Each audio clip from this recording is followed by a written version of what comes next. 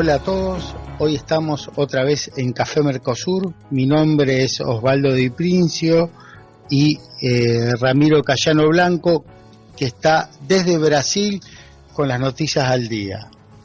Hola Osvaldo. Hola Ramiro, ¿qué tal? ¿Cómo te va? Me gustaría saber qué es lo que se cuenta en Brasil sobre lo que está pasando con el presidente Lula. Bueno, ¿qué pasa con el presidente Lula, Osvaldo? Lo llevaron el viernes 4 a primera hora de la mañana a tomarle declaración indagatoria por la fuerza, con un operativo muy grande, no solamente a él, sino a toda la familia, a los hijos, a algunas personas del Instituto Lula, a algunas otras personas que son de otro instituto, que es el Instituto Lils, por el cual Lula da sus conferencias, y de otras empresas, o sea, un operativo bastante grande. Ramiro, tan grande el operativo que acá en la Argentina se vivió de manera muy extraña, porque el jueves a la noche no había ninguna novedad ni nada que nos hiciera pensar que podía pasar esto.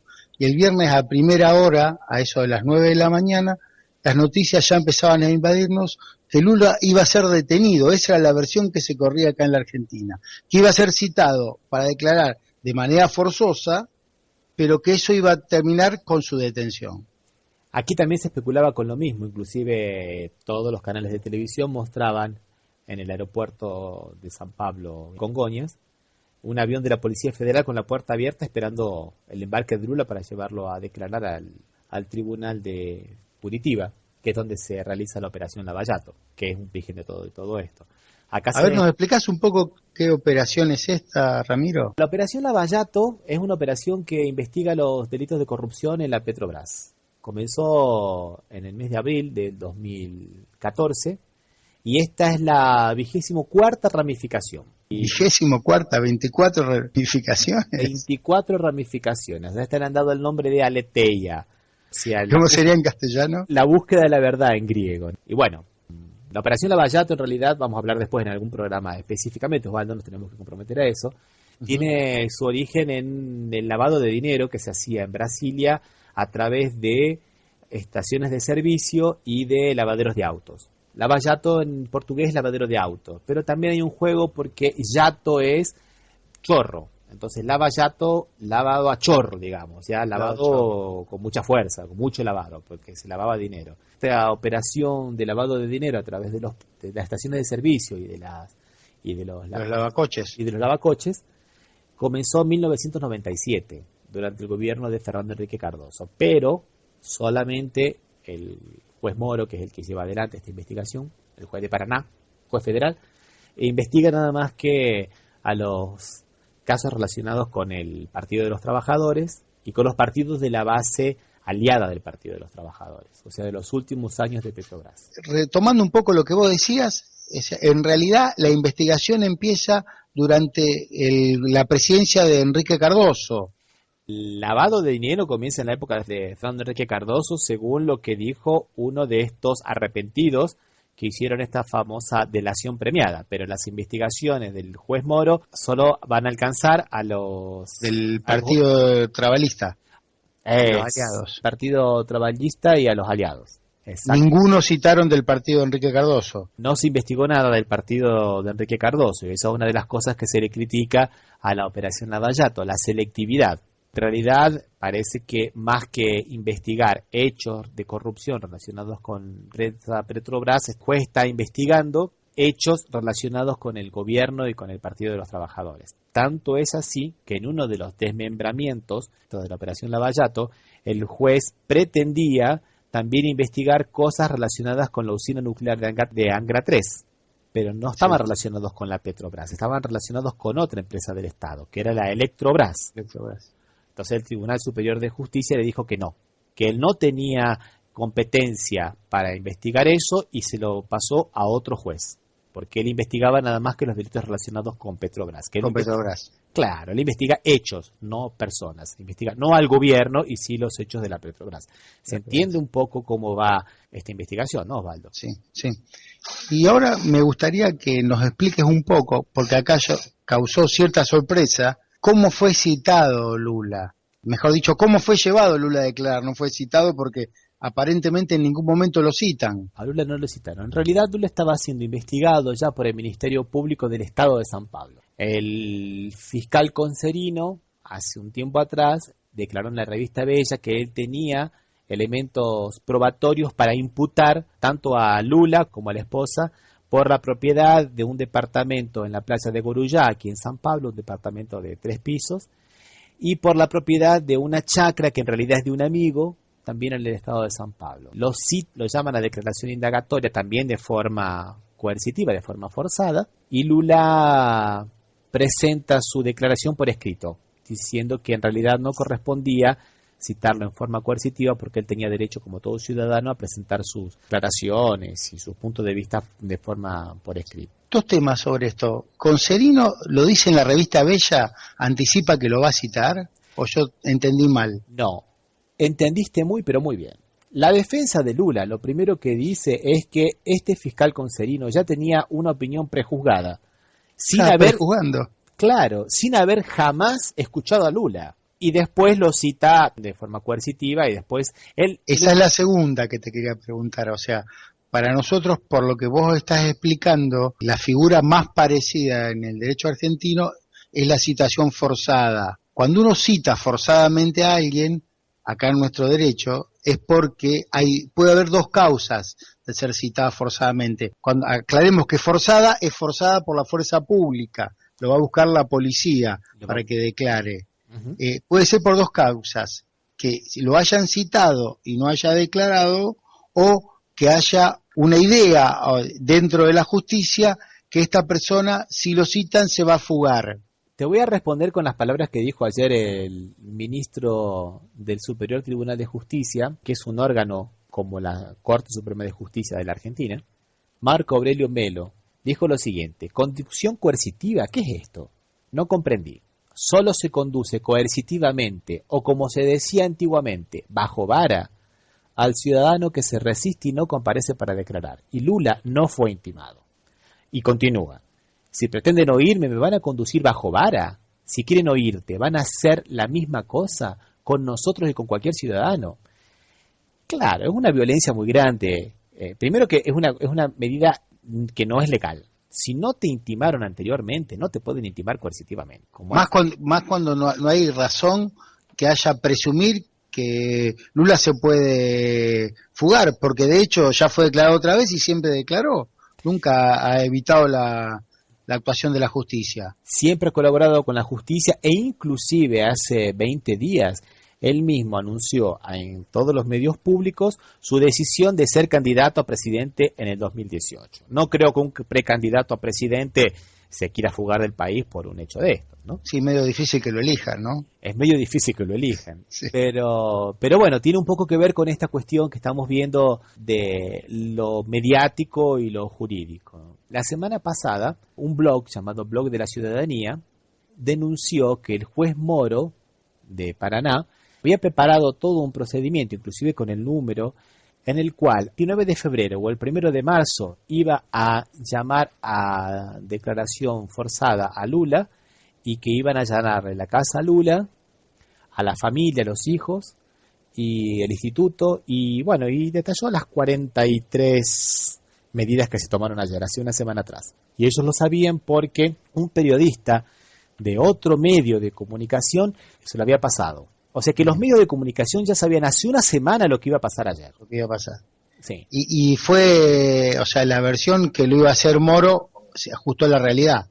Fue Moro el que lo citó. Bueno, ante esta filtración que hace el Blog de la Ciudadanía, los abogados de Lula van ante el Supremo Tribunal de Justicia y piden algunas aclaraciones. Si es verdad que el juez Moro estaba investigando este hecho y si podía ser investigado el mismo hecho por 2 ministerios diferentes, por el Ministerio Público Estadual de San Pablo y por el Ministerio Público Federal. El juez Moro dice que sí, que efectivamente los estaba investigando. Entonces, los abogados de Lula piden al Superior Tribunal de Justicia que determinen si podía proceder las 2 investigaciones en curso, si podían proseguir. O sea que estaba pendiente esa resolución del Supremo Tribunal de Justicia de Brasil, cuando todo el mundo se desayuna, menos los medios de comunicación, que ya lo sabían anteriormente, con esta medida que, sinceramente, como dijo el ministro Melo y otras figuras jurídicas más, entre ellas el diputado por Río de Janeiro del Partido de los Trabajadores, Damus, que fue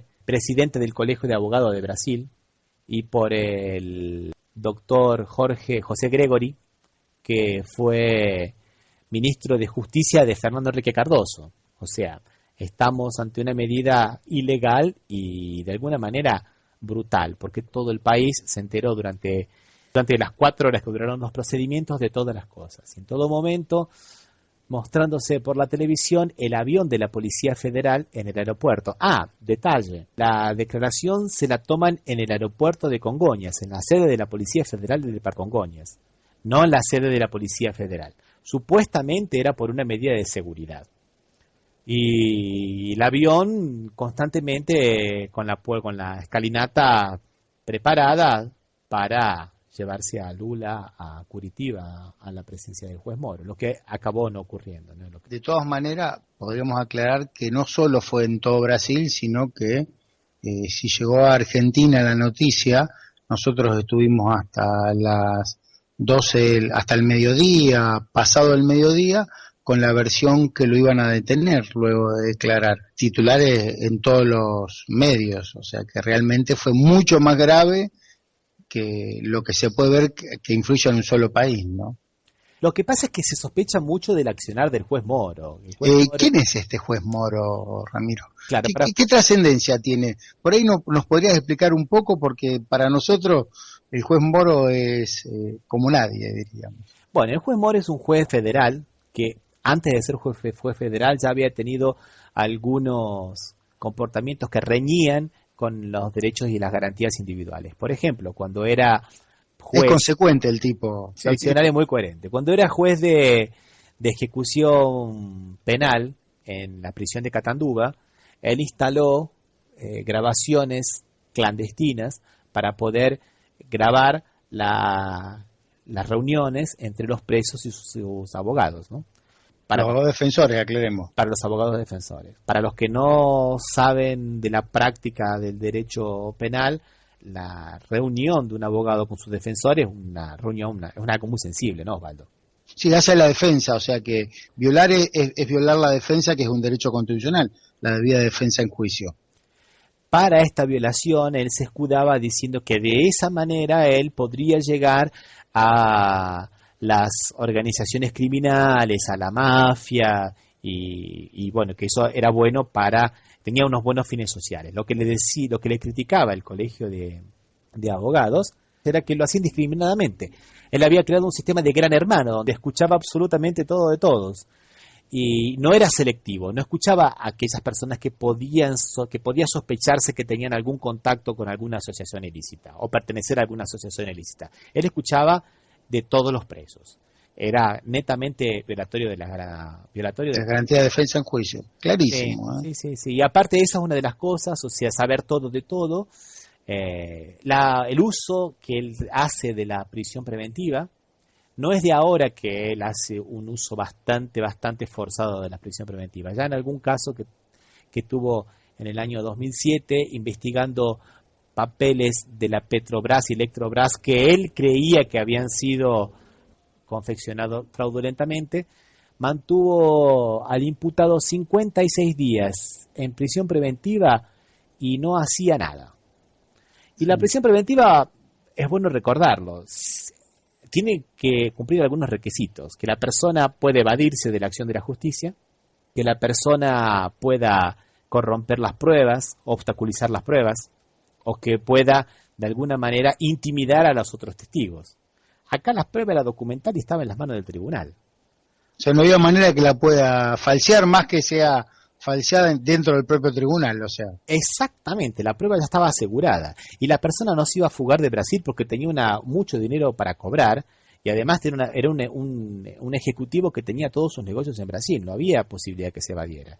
Después de 56 días de prisión preventiva, se hizo la pericial y demostraron que los documentos eran válidos, inclusive que tenían firma de jueces. Esto será muy importante, o sea, porque evidentemente las previsiones que tomó el juez fueron erradas, porque la persona no era inocente. Bueno, sí, esta forma de aplicar prisiones preventivas ya la había defendido él en un trabajo acerca de consideraciones de la operación Mani Pulite, Manos Limpias de Italia, ¿no, Osvaldo? Sí, sí, sí, donde se hizo caer el gobierno que estaba en ese momento por la intervención del fiscal o del juez Di Pietro.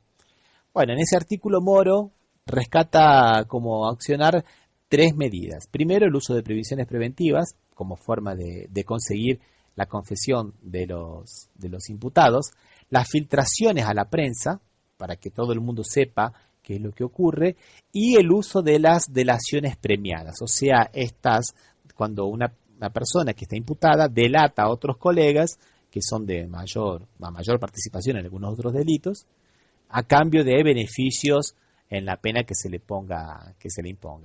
Estas delaciones premiadas son un poco la base de toda esta operación Lavallato. El mismo juez, ante una pregunta de los periodistas, dijo que no son pruebas, que son principios de prueba. Principio de prueba, en realidad. Necesita prueba que la confirmen, porque si no, no... Solamente por una delación, no sé, estaríamos retrocediendo al sistema de la Inquisición, que bastaba con que uno lo acusara de que era hereje, adorador del demonio, ya alcanzaba para ser... Sí. Ahora imagínate, hablando un poco de la época de la Inquisición con la época actual, imagínate cuando esos estrechos de esas delaciones premiadas aparecen en todos los noticieros del país. Sí. ¿Cómo se le quita de la cabeza a la opinión pública de que eso no es así? Y aparte cortadas fuera de contextos. Y bueno, ese es un poco lo que se le critica del accionar del juez Moro.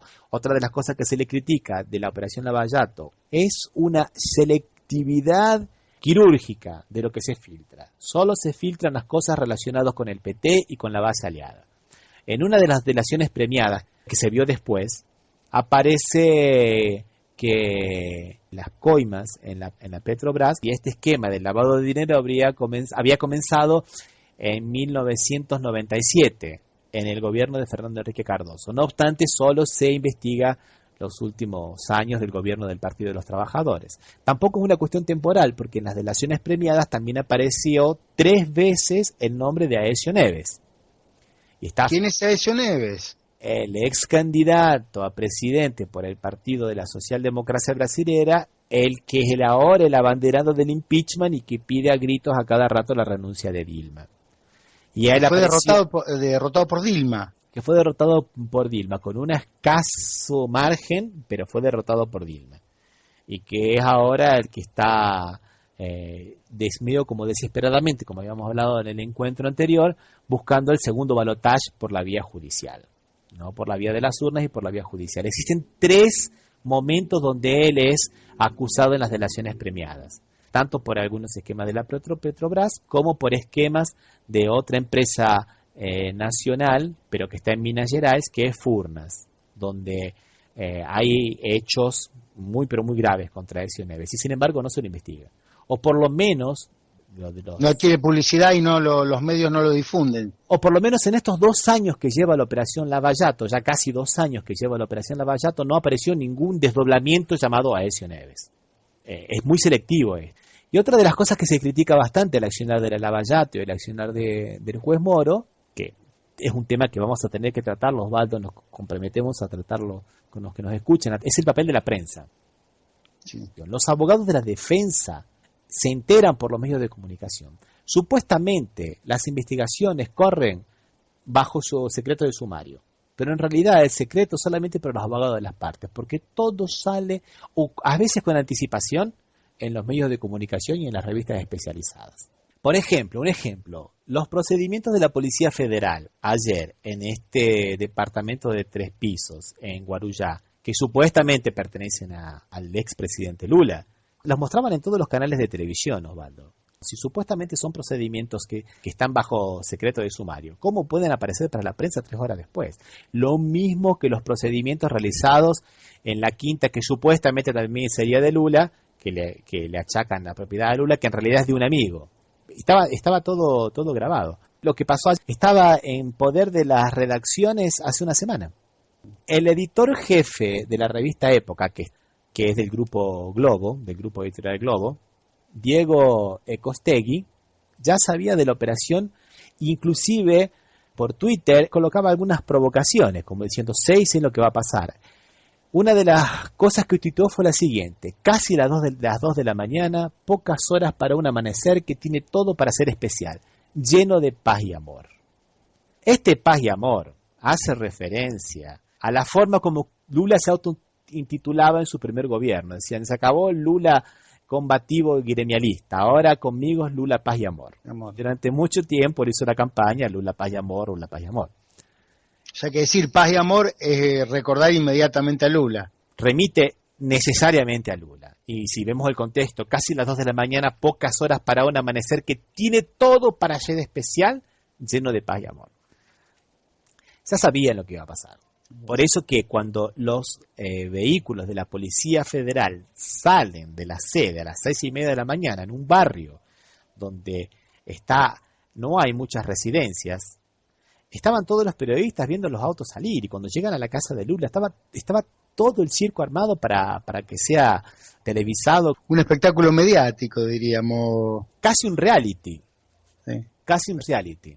Y este buen muchacho, volviendo un poco al doctor Moro, ¿en algún momento se desdijo de algo? ¿Habló alguna vez sobre esto o quedó todo en el viernes? No, el sábado, como tuvo muchas críticas y críticas de personas muy importantes, dijo que en realidad estos procedimientos eran para asegurar la persona de Lula, que lo habían llevado coercitivamente para que no hubiera problemas y preservar la vida de Lula, y que en ningún momento significaban que fuera a admitir la culpabilidad de los hechos que se le imputaban a Lula. O sea, en medio como que después vuelve un poco para atrás, porque las medidas fueron realmente violentas no violentas solamente en el sentido de la persona y de lo físico, sino violentas para el derecho, violentas aparte. Violar las normas del derecho. Claro, violenta para el mismo derecho. Para el mismo derecho, esa es la cuestión. No importa si Lula es o no es corrupto, no estamos aquí viendo eso. Lula puede ser que haya cometido todos los delitos que le imputan, pero no es esa la forma que se lleva adelante un proceso. El artículo 1 de la Convención Interamericana de Derechos Humanos, que es ley para Brasil, dice que todo el mundo tiene derecho a un juez natural, a un debido proceso y a las normas procesales establecidas al efecto. No podemos de esta manera violar, porque hoy le pasa a Lula, pero si le pasa a Lula, imagínense lo que no le pasa al hombre común. A cualquier ciudadano. Al hombre de a pie. Sí. No, y eso es un poco también una cosa que me gustaría que nosotros hablásemos, Osvaldo, un poco, porque hay muchas falacias. Vamos a desconstruir algunas de estas falacias. O sea, pensamientos que están relativamente bien elaborados, pero que tienen una consecuencia que no es esa necesariamente. Por ejemplo, mucha gente justificó esto, inclusive la presidenta del Colegio de Magistrados de Río de Janeiro, diciendo que es un procedimiento legal, y lo justificaban porque está en la ley. Entonces, si está previsto en la ley, es legal. Sí, lo que no lo convierte en legítimo, de todas maneras. Primero, Osvaldo, no lo convierte en legítimo. Y segundo, está en la ley, pero tiene que cumplir determinados requisitos, claro, como por ejemplo, que la persona se quiera fugar o que lo hayan intimado antes y no haya comparecido. Ninguno de los extremos que ha pasado. Ninguno de los extremos que ha pasado. Lo mismo pasaba un poco con el tema del impeachment, que hablábamos la vez pasada, que muchos decían que no podía hablarse de golpe porque estaba en la Constitución. Sí, estaba en la Constitución desde que se compruebe por lo menos la improbidad administrativa, que es un delito doloso y que se discute si puede ser culposo, pero que tiene que haber una responsabilidad. Y que se siga un procedimiento, no es que porque está en la Constitución ya per se es constitucional. Es constitucional desde que se sigan todos los procedimientos y los pasos correspondientes. Otra de las falacias que aparecieron ayer por todos lados era que con esta operación el juez Moro demuestra que no hay intocables en Brasil y que la ley le llega a todos por igual. Sí, es verdad, la ley le llega a todos por igual. Y también vemos que las arbitrariedades que cometen los jueces también le llegan a todos por igual. Todos por igual, sí. O sea, no importa que haya sido un expresidente, también las arbitrariedades se cometen contra todos. No es que la ley le llega a todos por igual. En este caso estamos viendo que puede ser hasta ilegal. Hay juristas que dicen que podría llegar hasta el prevaricato lo que hizo el juez. En un Estado de Derecho donde no esté, como están en las sociedades latinoamericanas, una polarización tan grande donde más que ética discutimos estética. Si no me gusta es culpable, si me gusta es inocente, Sí. ¿no? Aparte, me da la impresión que estamos viviendo una época donde el Poder Judicial tiene una excesiva trascendencia en aspectos que son de índole política. Se pasó con el caso de Lula, que he citado, la citación que le hacen a Cristina por el caso de Nisman, cuando Cristina habla la expresidente de Argentina, cuando surge el problema de la novia que tenía Evo Morales, que es detenida por Tráfico de influencias. tráfico de influencia. De O sea, me tráfico parece de que influencias a favor de empresas chinas. claro, hay una influencia muy grande en la política. Sobre todo, parecería, por lo que vos decís, que hubo gobiernos que no han sido investigados, solamente los del PT, como acá parecería que fueran solamente los que fueron en el último gobierno, en Bolivia los de Evo, el partido de Evo, y aún en Chile que he citado el hijo de Bachelet. Sí, es eso mismo, Osvaldo. Sí, y tiene un poco que ver con esta polarización que se van creando en nuestras sociedades, donde el otro siempre es el enemigo y no importa si se respetan las reglas de juego, si se respeta el debido proceso, si se respetan las garantías constitucionales. Si es contra el otro, está bien. Creo que no funciona así. El tema de la corrupción en Brasil, en Latinoamérica en general, pero en Brasil en especial, no es un tema menor. Es un tema muy importante, un tema muy sensible a la sociedad. Es un cáncer que corroe a la sociedad. Y es un mal endémico que viene desde la época de la colonia. Esto no lo digo yo, lo dicen antropólogos como Sergio Buarque de Holanda en su libro Raíces de Brasil y toda la corriente de antropología social acá de Brasil. Entonces, no se puede reducir a un partido o a un periodo de gobierno. No está mal que se persiga la corrupción, está muy, pero muy bien. Pero tiene que ser una cosa para todos lados, que se investiguen, que se vean todos los costados del problema y además que se respeten las reglas de juego, que se respeten la Constitución y las leyes de procedimiento. Sí, sí, extremos que no se están respetando. En ese sentido, la Argentina también tiene una tradición sobre la corrupción que se acerca a la colonia y aún antes. El Río de la Plata no se llama Río de la Plata por alguna arbitrariedad, es porque salía la plata de Bolivia, salía por el Río de la Plata, pero salía la plata que no estaba declarada, porque tenía que salir por el Virreinato del Perú, sino Claro, salía por el puerto de Buenos Aires. por el Puerto de Buenos Aires, pero como contrabando. Sí, nuestra tradición también es bastante... No, es la tradición un poco latinoamericana, es la tradición un poco es la tradición latinoamericana, no es una cuestión específicamente de Brasil. Lo que pasa es que aquí en Brasil las personas que han estudiado han visto una relación, una forma muy familiar de el manejo de la cosa pública y donde no hay una diferenciación entre el peculio familiar y el erario público. Entonces las personas que llegan al poder se manejan como si fuera su dinero, su plata, como una extensión de la familia. Posiblemente haya pasado esto con el Partido de los Trabajadores, o no. No es eso. Sí, no se sabe, pero no es la manera, o sea, que exista la violación de una norma o un delito no justifica que se viole el proceso. Me gustaría que terminara este encuentro de hoy, Osvaldo, con unas palabras del mismo ministro Melo, que no habíamos dicho antes, que sirven a modo de corolario para cerrar un poco esto que estamos viendo ahora, que dice lo siguiente, mira, precisamos colocar los puntos en las IES. Vamos a arreglar Brasil, pero no vamos a atropellar. El atropellamiento no nos va a llevar a ningún lugar. Solo genera incertidumbre jurídica para todos los ciudadanos. Refiriéndose a la protección supuesta, él se pregunta, ¿habrá querido Lula esa protección? Creo que ciertamente este argumento fue para justificar un acto de fuerza. Esto implica un retroceso, no un avance. No se avanza atropellando reglas básicas. Nosotros, los magistrados, no somos legisladores, no somos justicieros. Y creo que un poco resume nuestro punto de vista, ¿no, Osvaldo? Sí, sí, que realmente la justicia no tendría que cumplir esa función. Exactamente. Bueno, Bueno, interesante, ¿no? esperemos la próxima semana a ver qué temas abordamos, y los que quieran escuchar este programa tienen que ir a la página cafemercosur.com o buscarnos en las redes sociales, tanto en Facebook como en Twitter, y allí van a encontrar no solamente este programa, como todos los 3 encuentros anteriores. Osvaldo, hasta la semana que viene entonces. Hasta la próxima, Ramiro. Un abrazo. Café de por medio. Café de por medio, un abrazo. Un abrazo.